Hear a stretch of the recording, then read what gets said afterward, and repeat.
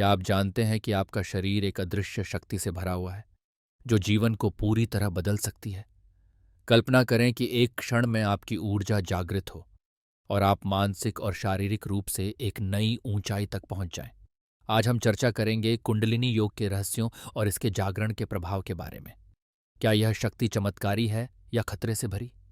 जानने के लिए इस वीडियो को अंत तक देखें और जानें कि कैसे कुंडलिनी जागरण आपके जीवन को बदल सकता है। गहरे अंधेरे कमरे में एक आदमी अकेला बैठा है। उसका शरीर मांसपेशियों के ऐंठन, बेतुकी संवेदनाओं और तीव्र दर्द से कांपता है। उसके पैरों से होते हुए यह दर्द उसके पैरों से उठकर उसके शरीर और गर्दन तक पहुंचता है। उसका सिर ऐसा महसूस होता है जैसे फट जाएगा। उसके सिर के अंदर उसे गरजने की आवाज़ें और ऊंची सुर की सीटी सुनाई देती है। फिर अचानक एक सूर्य की किरण उसकी आंतरिक सत्ता में प्रवेश करती है। उसके हाथ जलने लगते हैं। वह महसूस करता है कि उसका शरीर अंदर से फट रहा है। अचानक वह हंसने लगता है और आनंद से अभिभूत हो जाता है। क्या यह मानसिक बीमारी की स्थिति लगती है? एक मनोचिकित्सालय के एक अलग थलग पड़े कमरे में ऐसा लगता है। डॉ ली स्नेला, एमडी कहती हैं, सिवाय इसके कि वह एक योगी के अंदर घटित होने वाले कुंडलिनी जागरण की घटना का वर्णन कर रही थी। डॉ स्नेला कुंडलिनी साइकोसिस या ट्रांसेंडेंस पुस्तक की लेखिका हैं।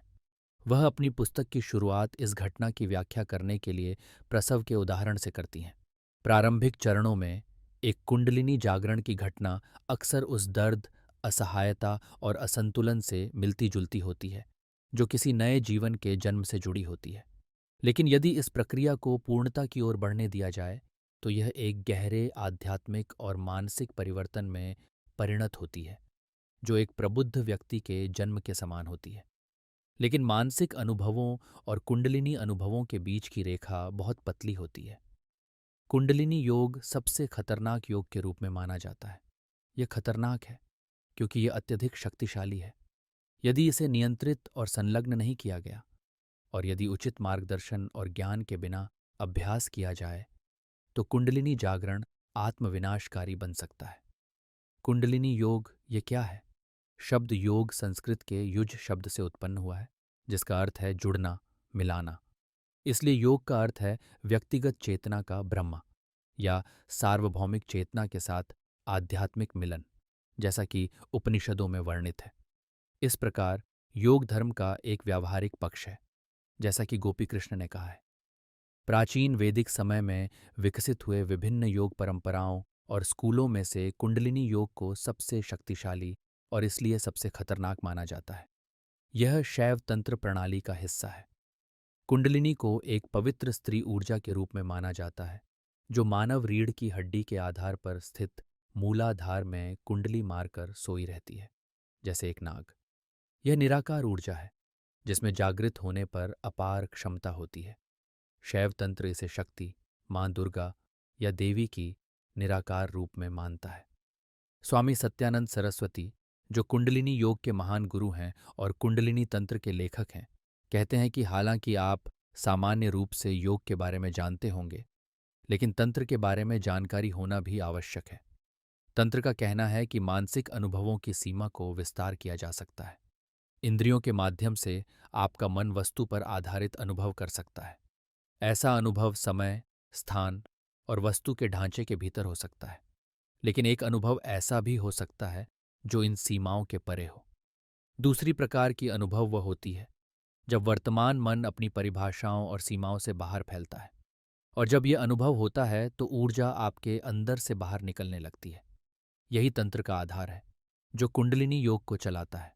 डॉ इवान केसन, जिन्होंने कुंडलिनी जागरण और इससे जुड़े मानसिक और परालौकिक अनुभवों पर केस अध्ययन किए, कहते हैं कि जब यह ऊर्जा जागृत होती है तो लोग अपने शरीर में ऊर्जा के बहने का अनुभव करते हैं जो रीढ़ की हड्डी के आधार से उठकर मस्तिष्क तक जाती है। ये आंतरिक प्रकाश, गर्मी और ध्वनियों से जुड़ा होता है और यह परालौकिक मानसिक अवस्थाओं और अंततः रहस्यमय मिलन की स्थिति को उत्पन्न कर सकता है। कुंडलिनी जागरण एक घटना है जो योग और हिंदू धर्म से जुड़ी है, लेकिन ऐसी समान आध्यात्मिक प्रक्रियाएं अन्य धर्मों में भी देखी जाती हैं। विशेष रूप से ताओवाद, तिब्बती बौद्ध धर्म, क्रिश्चियन रहस्यवाद, यहूदी धर्म, सूफीवाद और शमनीवाद में। कुंडलिनी ऊर्जा कोई मिथक नहीं है। इसका अभ्यास विश्वास और अनुष्ठानों पर आधारित नहीं है। ये विज्ञान द्वारा समर्थित है और इसके सिद्धांत आधुनिक विज्ञान और मानसिकता से मेल खाते हैं। सबसे महत्वपूर्ण यह है कि यह चमत्कारी शक्ति, जो हम सभी के अंदर विद्यमान है, उचित ज्ञान और मार्गदर्शन से जागृत और नियंत्रित की जा सकती है। अब जानते हैं कि यह कैसे किया जा सकता है। कुंडलिनी का शाब्दिक अर्थ और उसकी भावना संस्कृत में कुंडल का मतलब एक घुंघराले आकार से है और इसीलिए कुंडलिनी को सर्प के रूप में वर्णित किया गया है।